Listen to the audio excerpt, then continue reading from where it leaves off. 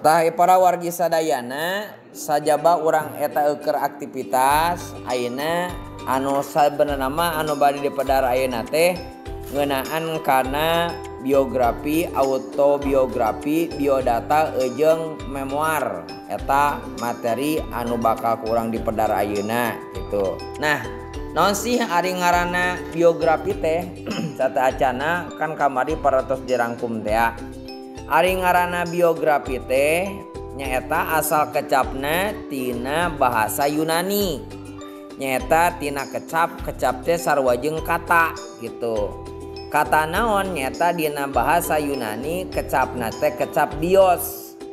Anu hartina bios teh nyaeta hirup jeung grafien anu hartina tulisan. Eta tah anu ngaranna biografi teh asal kecapna cek bahasa urang nama secara etimologina gitu. Jadi biografi teh nyaeta tulisan ngeunaan hiji jalma, gitu. Eta ngaranna biografi teh.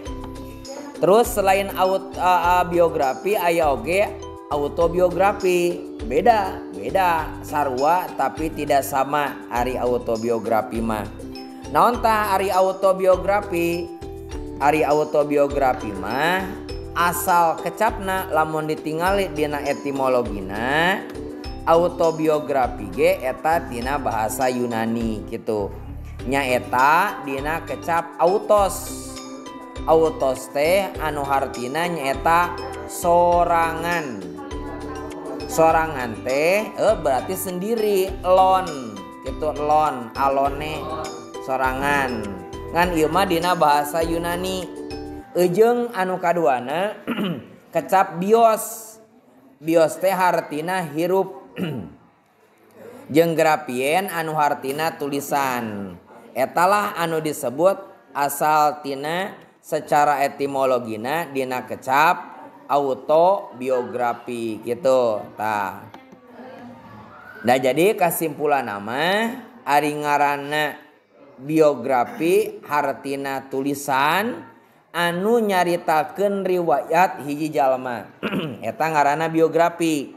Ari autobiografi mah nyaeta tulisan anu nyaritakeun riwayat hirup sorangan. Eta perbedaanna antara biografi jeung autobiografi gitu nya. Biasana mah jalma anu ditulis dina hiji biografi teh nyaeta jalma-jalma anu masyhur. Naon anu disebut masyhur? Masyhur teh cek bahasa urang mah terkenal. Kasohor atanapi dipikawano ku balaria. Artina jelema eta teh lain jelema anu teu viral. Viral dalam artian di dieu mah viral tina hiji hal anu sifatna positif. Arek dina bidang keagamaanna atanapi jalma-jalma anu norehkeun prestasi. Eta tah anu biasa nama ditulis dina biografi atawa jeung sajabina we kitu jelema gede atanapi peran manehna teh dina hiji organisasi atanapi pikeun nagara atanapi di masyarakat sekitarna eta tah anu ditulis dina biografi teh gitu. Naon sih tujuanna ari biografi teh urang nulis biografi teh naon tujuanna? Tayasane tujuanna tina nulis biografi supados diantawisna ngajadikeun teladan atanapi tuladen pikeun pieuteungeun hirup urang anu maca terutamana. Jadi manehna bisa kitu unggul kitu kieu teh tapi kamana berhasil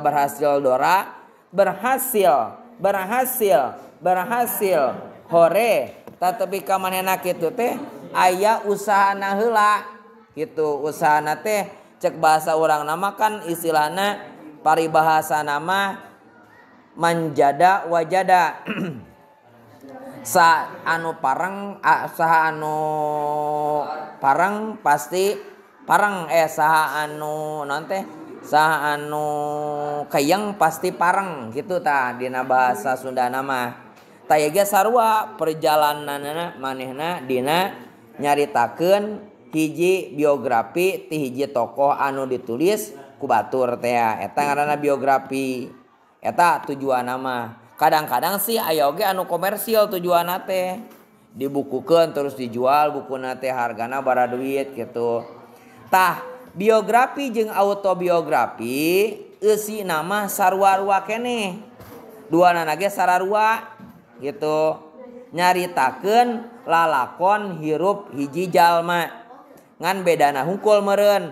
Ari biografi mah jalma anu kasohor, anu berprestasi, anu geus bisa ningkatkeun ide-idena supaya batur teh minimalna nurutan kanu maca terutamana atanapi kanu ngadengekeunna. Ari autobiografi mah kur tulisan urang anu nyaritakeun urang, anu dicaritakeun ku urang, ditulisna ku urang perjalanan hirupna teh gitu. Itunya tah naon wae perkara eusi anu kudu ditulis dina biografi jeung autobiografi. Kira-kira naon wae anu kudu ditulis teh dina biografi jeung autobiografi. Tah ieulah anu disebut unsur-unsurna eusina teh.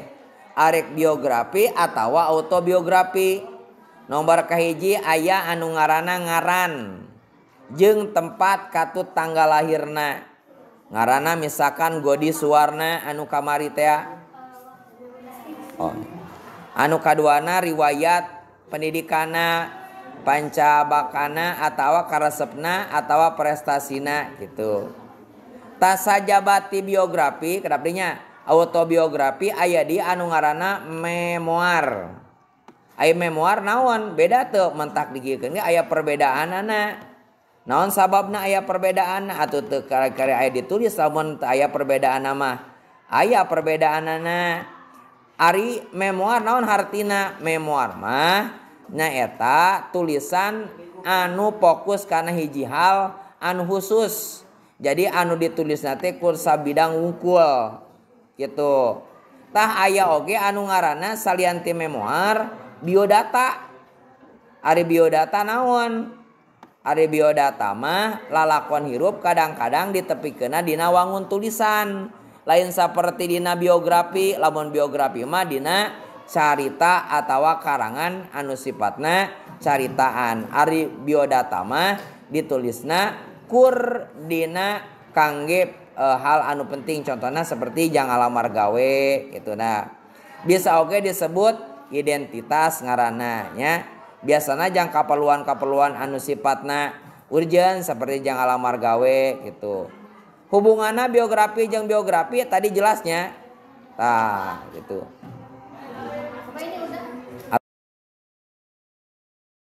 Format biodata mah ngaran lengkap, jenis kelamin, statusna, alamat, nomor HP, tepi ka penghargaan. Nah, gitunya. Tah eta anu di kedah kurang dipikanya ngeunaan kana perbedaan antara biografi, autobiografi, memoir jeung biodata gitu nya.